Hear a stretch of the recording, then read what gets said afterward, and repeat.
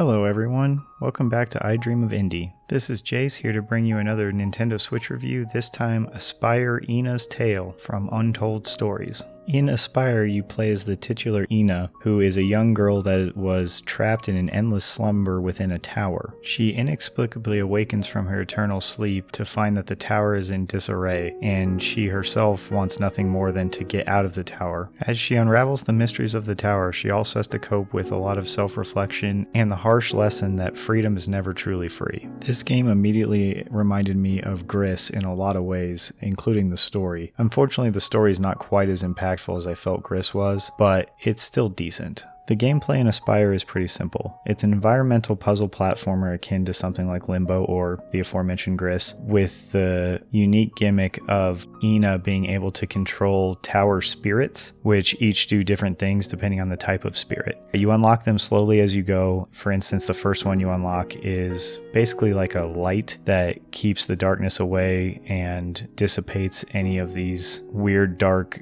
ooze webs that block your path. On the positive side, Ina is easy enough to control. The buttons and control schemes work well. You can really only do things like jump and grab onto boxes and move them around, and not much more than that. So it's a pretty simple scheme. Puzzles never really get very difficult because of that, and the game is also extremely short. It only took about 2.5 hours for me to beat. I ended up beating it in one sitting, start to finish, without even realizing I was going to. And because of this, unfortunately, the puzzling never gets really that complex. But what was there, I really enjoyed, and I actually just really wanted a lot more of it. I know I've mentioned Gris a couple of times now, but the visuals is where this game reminds me of that one the most. The art style is absolutely beautiful. The color palette and the world design and the inside of the tower and the different biomes, they all feel so different. They're so lovely. It truly is a work of art, and again, it's one of those things that I just wanted more. I really just wanted more. The audio and soundtrack was of a similarly high quality. I loved the melodies, and they matched up the biomes with the music perfectly. There were only a couple of instances where I felt like it might have been a little bit too repetitive, mostly at the end with the final boss battle, if you will. But overall, I really enjoyed this soundtrack, and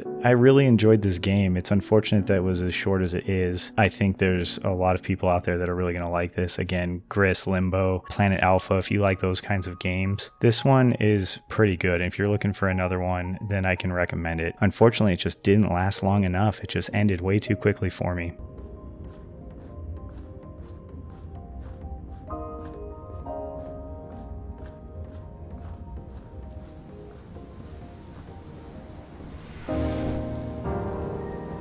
Thanks for checking out this short but sweet review of Aspire Ina's Tale on the Nintendo Switch, and now I'd like to thank our indie warriors: Bill T, Christian Cruz, Kevalo, Mitchell Hall, Chris Jackson, Nathan Moore, Adriana Amato, CJR, C Coyle, Skeptism, Hallie, Julian Colbus, Jen Rose, Jesse, CPM, Bunny, JRS8, Raylyn, Marky Mint, and Dave Hart. Thank you so much. If you'd like to join them, check out the link in the description below.